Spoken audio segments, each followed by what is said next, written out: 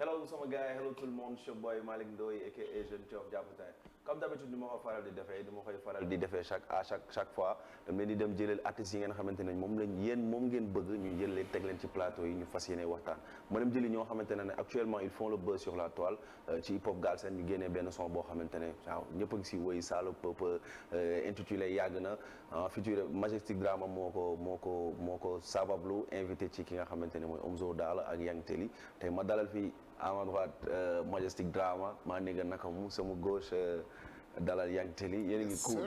ñu ngi cool merci pour l'invitation Malick. yes sir. waa seen web ah. yeah. dinañ siyaar bu baax you know. Yang Teli. it's your boy.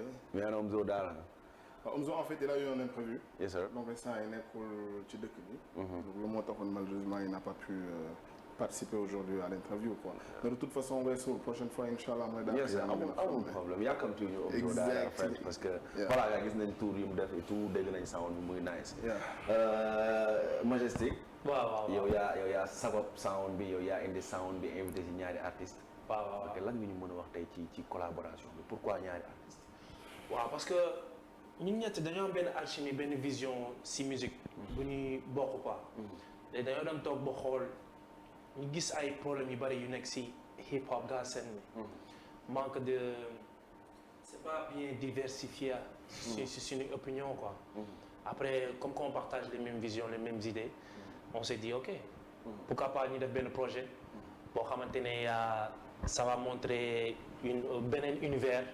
univers boo xamante ne moom la ñu bari bëgg déglu quoi.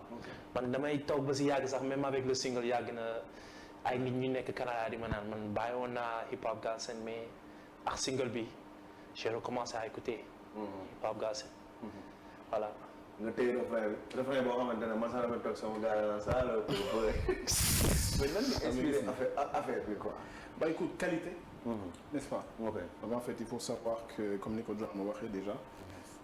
machallah c'est parce qu'en fait on partage certaines qualités comme ay qualités ñu partager ay principes ay visions. moo taxit tey ñu mën a toog. mën a préparer lii yëpp quoi tu vois. à la base en fait on devait faire benn single. yéen ñett single bi mooy yàgg na. ok avec Axo. mooy son bi. voilà et comme tu l'as dit en fait Drama moo tëgg loolu yëpp tu vois. mais disons que ci session boobu noonu en fait. ci la li Drama di wax lépp leere tu vois. c'est-à-dire on s'est rendu compte en fait qu'on partage on a tellement de points en commun. tellement de potentialité qui est sorti ci session bi qu'on s'était dit écoute boy lii moom en fait mën ñu ko yàkkee nii quoi ci benn son en fait. Okay. je pense que là en fait Zo moom ça fait très longtemps il n'a pas xam nga génne. moi aussi de même à part peut-être ci mbirum série yu ma nekkoon you know et puis le dernier single que j'ai sorti officiellement avec Drama Yamal. donc on s'est dit qu'on allait profiter de ce projet. génne ko. et puis surtout pour wan gars yi ni que une autre approche est possible quoi. une autre approche. genre def lu différent quoi. def lu différent. parce que boo xoolee ba xool tu verras que fii gars yi dafa am benn wax boo xam ne dañu ko tàmbaam mooy Rap Galsen c'est difficile à exporter. ils vont toujours te dire que mbir bi làq bi la. alors que c'est pas le cas tu vois te par exemple tu verras qu'avec le single yàgg na. il y a tellement de personnes qui l'écoutent ñoo xam ne duñu ay sénégalais te dañuy rey seen bopp ci mbir mi. en fait ils n'ont pas eu besoin de xam exactement ki lu muy wax. musique vibe ma ni que musique fit la en fait. t'as juste besoin de le sentir pour après dem ak moom quoi you know. et donc pour venir ci mbirum refrain bi comment ça s'est passé en fait son bi on va dire que c'est un hommage. c'est un hommage à des personnes yoo xam ne dañoo yéene woon lu baax ay personnes yoo xam ne dañoo yéene woon succès bu dul dire. tu vois à des personnes yoo xam ne ils étaient assez proches man c'était par rapport à un ami. boo xam ne en fait toogoon naa on va dire je suis resté pendant 3 ans génnewu ma dara.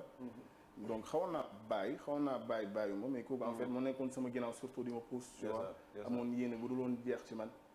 le plus ñu doon avancer après je commençais à venir mais soft. mais affaire yi ngi doon ça marchait beaucoup plus pour moi disons au fil du temps. mais malheureusement yàlla ji def lu gën il est décédé suite à une maladie. et puis disons que tey am na affaire yu bëri yoo xam ne tey ça commence à se concrétiser. bu fekkee ko donc en fait tey son bi li ko waral on va dire que c'est à peu près ça en fait on a essayé ak Zo moom par rapport ak Abba bien sûr de rendre hommage à des personnes yoo xam ne ils étaient proches de nous. mais disons que on essaye surtout de reproduire ñoom ni ñu meloon on essaie pas de faire un truc à la sénégalaise xam nga yàlla nga dem àjjana. leen ndeysaan quoi. waaw xam nga fi nga nekk ba am na clim fi nga nekk ba tàngul comme non donc that's the thing exactly. même ba ci son bi mooy beat bi ci laay ñëw sax vidéo yëpp dinaa si ñëw mais côté beat bi d'habitude comme kii li mu wax fu mu daanalee foofu laa yëkkatee dañu tàmm di gis son yoo xamante ne sooy ram orange da ngay def benn violon wala benn piano boo xam ne day sedd xam nga day triste mais fii da ngeen indi vibe quoi. waaw la wala lan la. waaw xam nga ñun su ñuy def musique c'est par rapport au public. ok vraiment ani énergie bu bees boo xamante ne ça permet les gens de pas plonger dans la tristesse donc c'est plus ajouter de la couleur si morceau boo xamante ne en faisant des métaphores aussi. Créant une ambiance c'est vraiment le côté artistique donc on voulait toucher le côté artistique. Et comme li ma wax rek loo xamante ne nit ñi dinañ ko mën a di ko dégluwaat te ils seront pas tristes. mais kan moo xalaat loolu yow la Zo la wala kii mu ne boy non dañuy def lu différent quoi buñ def comme sénégalais kan la yow. non ñun ñëpp ñoo partager la même vision. ba pare ñu xam nga ñun suñuy liggéey entre nous c'est même pas question de vision kese ou bien côté artistique mais on se respecte aussi quoi. ok donc c'est fonction de respect. Et alchimie. donc affaire bi day jàll nice. et côté vidéo parce que ay astronaute quoi. ngeen rendre hommage ngeen indi affaire de astronaute. kam moo xalaat loolu nu mu demee. yow ñun ñëpp c'est travail de groupe quoi. en fait comme ni mu ko waxee xam nga il faut savoir que ñun on essaie pas de faire les jéemuñu terre à terre quoi comme ni mu ko waxee une approche assez artistique. ok tu vois donc tu verras que ba ci vidéo bi ba ci son bi ba ci instrumental bi ñu use ba ci texte bi. tout est fait de façon assez métaphorique par exemple astronaute. ça veut dire quoi génn àdduna tu vois le son c'est pour rendre hommage à des gens yoo xam ne nekkatuñ fi tu vois et aussi on va dire en fait dafa bëri signification ça aussi c'est pour dire que par exemple tey son bu ñu doon génnee niveau bi fu mu toll wala tey tamit Sénégal maanaam le hip-hop galsen bien sûr fan nañ ko bëgg a yóbbu tu vois en fait il y a tellement de signification derrière que son bi ça waaye buñ toogoon astronaute bi lan la c'est-à-dire genre parce que nee nga ay métaphore la. yes en fait loolu laa doon wax. en fait c'est par rapport à l'astronomie. maanaam génn àdduna. xam nga astronaute génn planète Terre. exactement xam nga astronaute en fait nekkul àdduna. astronaute ci biti la nekk. tu vois mais nit ku dee tamit lan la ñuy tàmbali wax. génn nga àdduna. tu vois donc c'est tellement de trucs yoo xam ne après dañ ko xalaat et puis il y a vraiment un travail de fond qui a été fait. Surtout par Drama. ci côté artistique. idées yi tout ce qui va avec. donc après moo tax it xam nga comme il a dit en fait on partage une certaine vision boo xam ne en fait on a l'habitude de tàmb di gisee et puis après toog waxtaan donc après lu ci topp day yomb et ça dégg naa ne léegi nga neen wax ay affaire de export musique bi et tout balaa ma ciy ñëw dama lay laaj mooy lii nii album la wala lan la parce que benn pierre ngeen tegagum.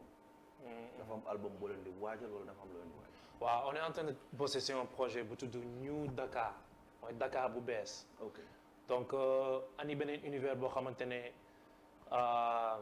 même ku déggul wolof dina ko enjoy parce que ñun suñuy def musique c'est pour àdduna bi yëpp. de pour Sénégal kese. tu vois. donc dañoo bëgg couvrir territoire yëpp. ok yow lan ngay wax ci loolu. bah écoute c'est très simple comme ni mu ko waxee.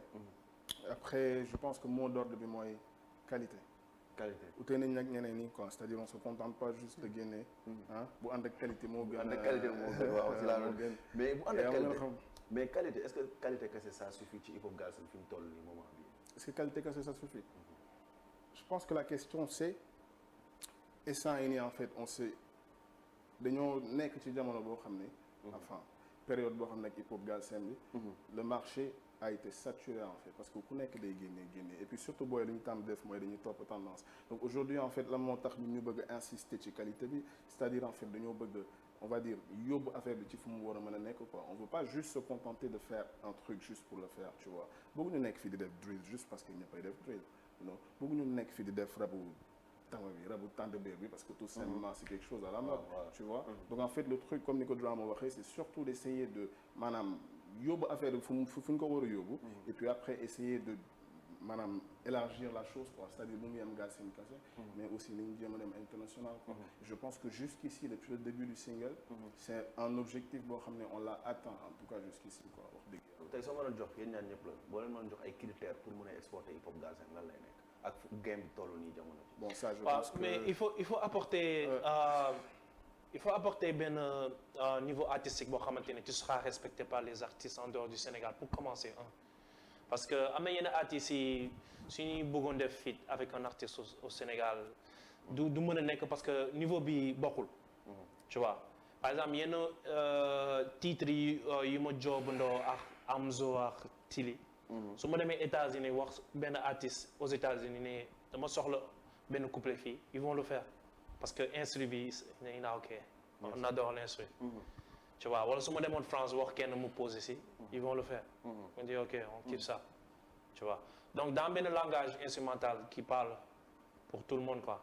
tu vois comme li ma la waxoon sànq on fait la musique pour tout le monde du Sénégal kese.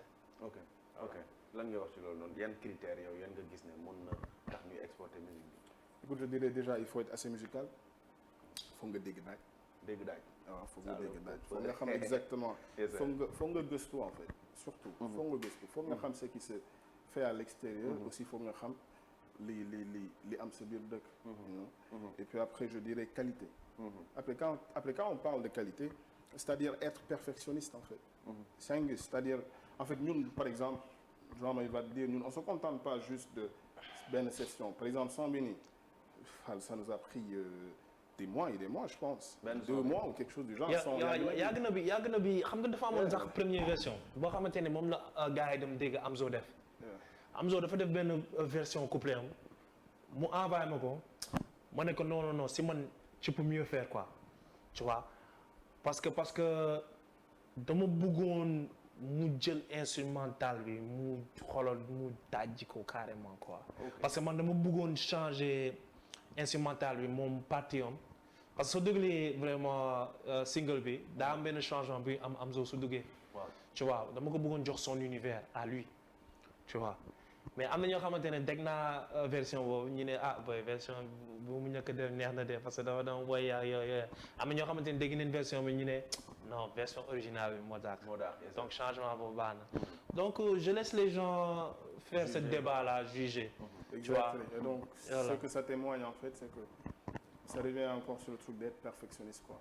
artiste waroo doon kenn koo xam ne da nga bëgg lu yomb quoi.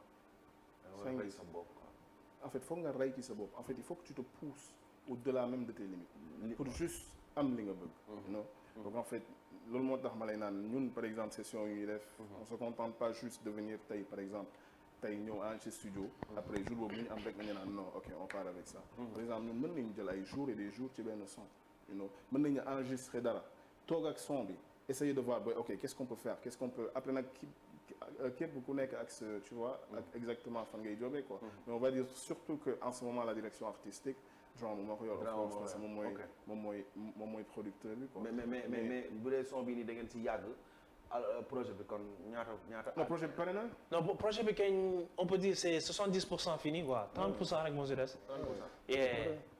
30% rek loo xamante ne par xam naa kii la ñetti morceau rek moo des ci ok mais lan lañ mën a xaar foofu yéen ñett kese la wala dafa am yeneen featuring yu nekk si biir. bon loolu nag moom loolaa si dama si dem xalaat ma ne ok peut-être maa si dem xalaat mais avec le temps dinaa am sama réponse rapidement.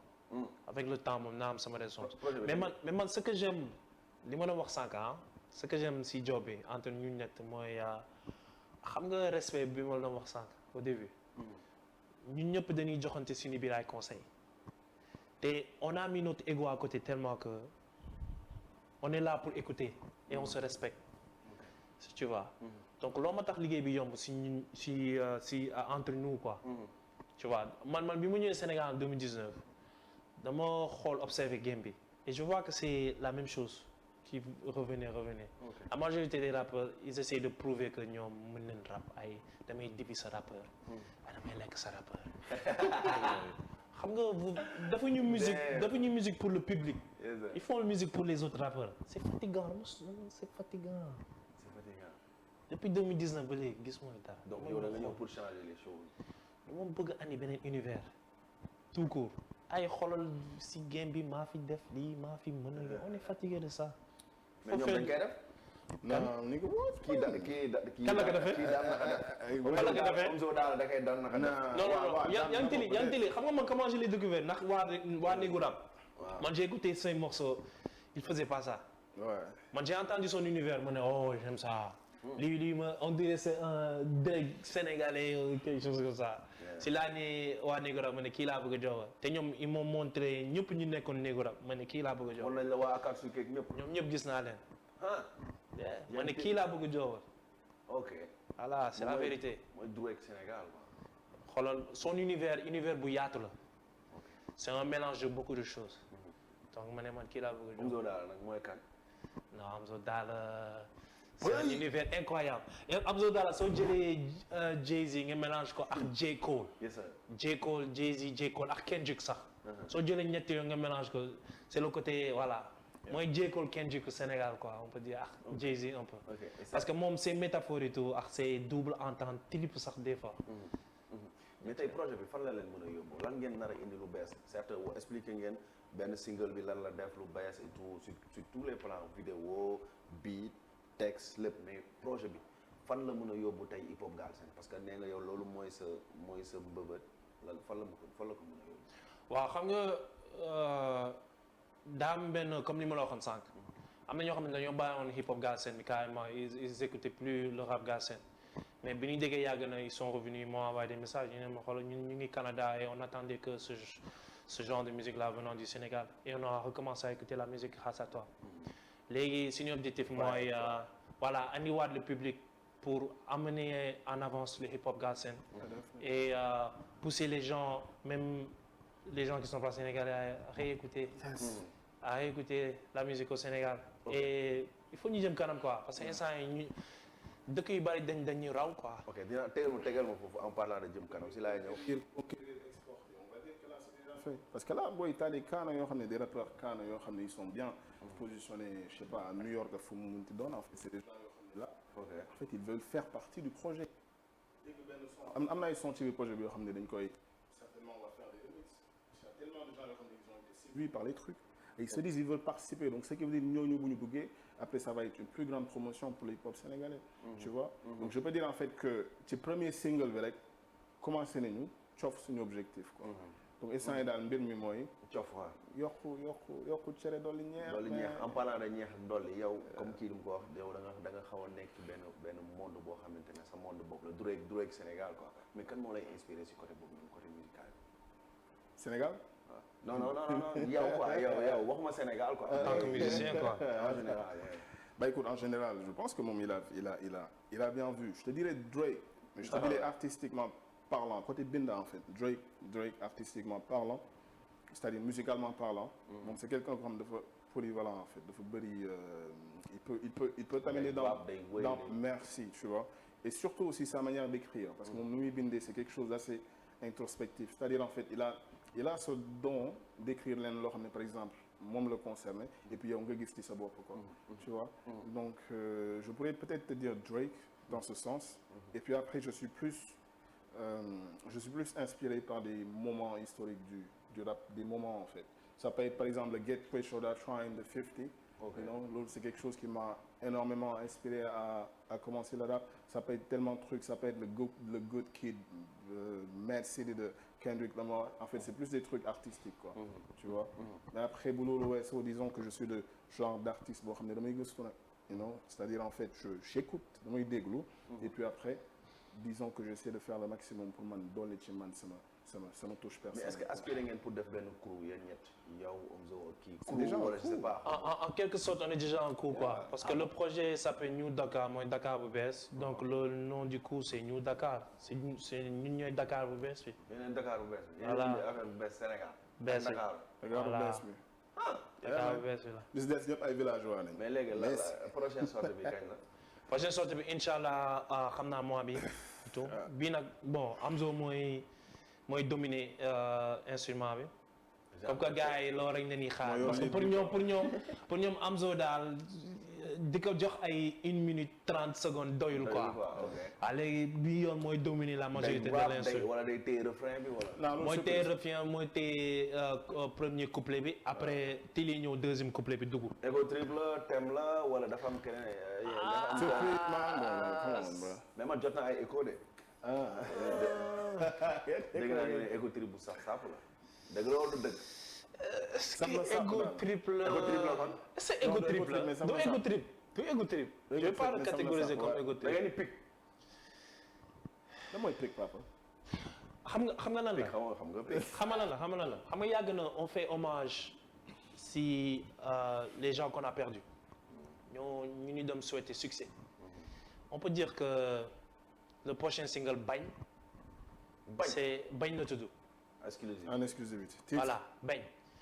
Ça veut dire que là on est en train de vivre le succès et on est juste en train d'observer et de dire suñu observation li ñuy gis autour de nous. Donc c'est pas vraiment Ego Trip vraiment. Non, c'est pas de l'Ego Trip. C'est pas Ego Trip ça. C'est toujours un truc assez conceptuel quoi. C'est un voilà, c'est pas Ego Trip. genre lépp loo leen wax dafa am foo leen ko teg day am sens quoi. du wax pour wax nii comme.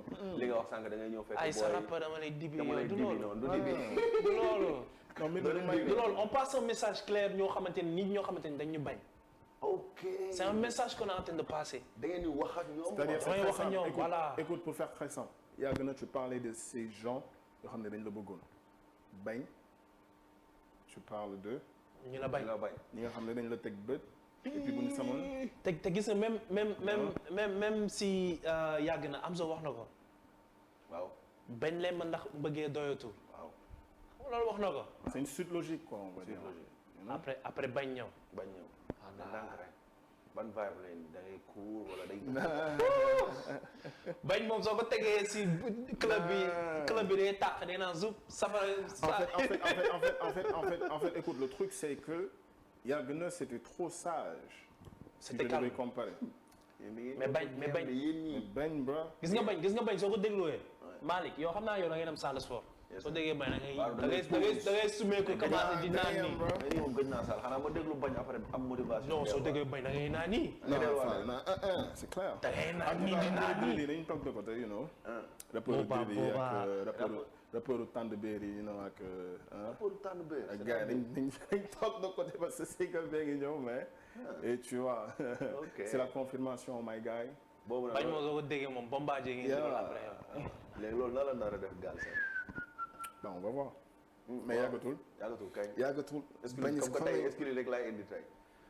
non inchallah mu ngi ñëw. mu ngi ñëw. ok ñu wax ci ba léegi nii côté comme li nga wax sànq ne da ngeen ñëw pour changer les choses mais côté revenu est-ce que yéen a ngi gis seen bopp parce que yow gis naa la yaa ngi ci série mais yaa ngi lekk xaalis yow maa ngi gis yaa ngi jaay ay biit tu vois moom yow daal moom gën nañ ko gis xam ci lu mu nekk tu vois mais côté revenu est-ce que yéen a ngi gis seen bopp est-ce que yéen a ngi ñëw tam pour changer les choses. gis nga lii yaay jamono la. waaw dëgg ma ne la yaa ngi jaay.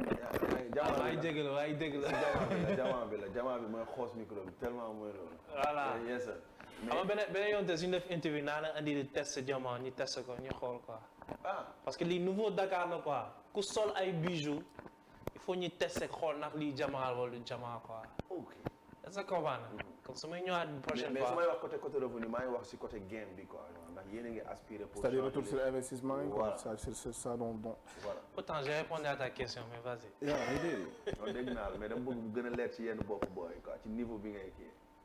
tu veux y aller écoute man c'est très simple man sama philosophie lenn la. je vois pas d'intérêt nga nekk ci lenn te jural la dara quoi. kooku ñàkk fayda mënu ko weesu quoi. like let's be real you know. à moins que tu sois un chômeur wala you know à moins que tu sois un chômeur wala lu mu munti doon. je vois pas l'utilité de ça waaye ngay rey sa bopp ci benn mbir te indil la dara en retour. tu vois donc tey en fait ce que je veux te dire ci loolu mooy. of course si je suis là aujourd'hui c'est parce que mbir mi am na lu mu jël pour man. tu vois et puis surtout c'est parce que def naa samay calcul xam naa mbir mi lan la gën a mën a indi pour man. tu vois donc je veux pas répondre à ta question très précisément parce que xam nga. mais alhamdulilah. mais kontaan laa am pour dalal leen fii ba tey maa ngi dalal ki nga xamante ne mooy le grand beatmaker Majestic Drama à ma gauche maa ngi am Yang Tilly rapport Yes, bu door ko présenté wax ngeen ci projet bi wax ngeen ci li ngeen waaj a indi parce que gars yi xamewuñu ko woon noonu fekk ay métaphores yu bëri ngeen indi je pense que tey ñi toog di ñu seetaan leeral nga leen ci côté yu bëri tey boo leen amoon tey lan ngeen di dénk hip hop Galsen en général lan lay nekk ñu voilà ñuy tàggatoo. man je respecte tout le monde képp ku nekk si ay propre univers am et tout man je motive et encourage les gens à essayer plus à tenter leur chance si yeneen secteur de musique d'essayer de faire la différence aussi donc bu leen di toppandoo trop seen morom et puis il faut faire la musique pour de l'audience pour les fans pas pour les en mode dibi sa rap maa la gën a dàq rap yooyu mooy hip hop may ga c'est ça yow ba écoute bro message bi. je pense que aspect sagesse bi dama koy bàyyil drama man li may wax mooy ma nigga we come in te day leer you know man joxuma man je n'ai aucun conseil à donner à qui que ce soit ma man xam la mooy wax ji New Dakar is coming donc c'est le moment ou jamais ma nigga de s'améliorer parce que foo bi jeex na I'm just saying bro yeah. we back in the game allahu akbar yow bu ñu la waxoon tey nga dem job tey ak yeneen label di nga job ak ñoom. waaw pourquoi pas. ay Ngaaka Samba Peuzzi. waaw bien sûr. parce que tey yaa ngi ak Omzo Dollar tu vois. ñoom neexoowuñu ak ñeneen ñi mais xam nga comme ni nga waxee kaana nga. ah gars yi woon tegal la xaalis sur la table da ngay def. non man su ma sañoon sax Omzo mu job ak ñeneen nit ñi tout ma boole leen ñoom ñëpp ñi def. non su ma sañoon Omzo ak je sais pas quel que soit Alpha. waaw léegi Dip. pourquoi pas su ma sañoon ma boole leen ni job ñu def benn single bu garaaw. mais lan moo tere nga dox ko yow. ah lan moo tere nga dox loolu noonu. non man est-ce que man je sais que Omzo moom nit boo xamante ne la moom jàmm rek Omzo nitu jàmm la quoi moom dafa cool. mais tu penses vraiment que mën na am seen diggante jamono yi. mais je sais pas si Dip il est prêt pour ça parce que man je sais que Omzo c'est un gars boo xamante ne moom jàmm rek. ok moom nitu jàmm la quoi moom amul benn problème moom day toog fu mu toog xam nga noonu la daal. donc bu affaire bi pare woon ni yow pare nga pour tëgg loolu. man amul problème xam nga man je suis dans la musique pour faire du business moi je suis un businessman. business is business. voilà moi je suis un businessman. mais am na loolu tamit actualité la parce que booy yi fii nii sax booy parce que ñëpp mënuñu juboo tamit. c'est ça gis na le truc le plus drôle Malick. bi ma nekk si avion bi di ñëw j'étais à New York may ñëw Dakar. ok ku ma toogaloon sama côté. il m'a dit que ah ouais moi je suis le cousin distant de Dip. ok tu vois c'est ça qu'il m'a dit bi may waxtaan ak moom ma ne ko ah ok cool après moo waxtaan ak moom ma ne ko bon ma ne ko man de man su ma sañoon xam nga andi départ ak yeneen artistes ensemble et tout après si la ma ne xam nga lan la ma ne ko lan ma ne xam nga conflit bi day neexal rab bi tamit quoi ma ne ko ah noonu nga ko gisee ma ne parce que sa conflit bi parce que tey tax ku nekk yaa ngi bàyyi xel sa morom day tax da nga tu seras obligé yéegal niveau bi ndax soo ko defulee kii da lay dépassé dem yoonam tu vois après ma xalaat si ma ne ok loolu tamit am na tu vois mais gis nga fans yi tamit les fans là ñoom tamit ils sont vraiment problématiques parce que soo gisee fanu kii ak fanu kii di ñëw di xeex seen biir naan non ma sama rap moo la daak sama rap moo la daak donc soo toogee xool ñaari yooyu si leen andiwoon ensemble les fans qu'est-ce qu'ils vont dire après. ñoom ñoo siy des. ñoo siy des. yow lan nga wax ci loolu noonu. kii nii war a jël tey Dip ak Omzo Dollar boole leen ci benn son yow loolu noo ko gisee. rien n'est impossible boy. business is business. après ça dépend des deux personnes dëgg yàlla man je ne peux pas parler. mais je parle en général sa avis en tant que hip-hopeur en tant que. like su ma waroon def son ak nit. non si li mu bëgg a def noonu. moom non c'est une très belle chose.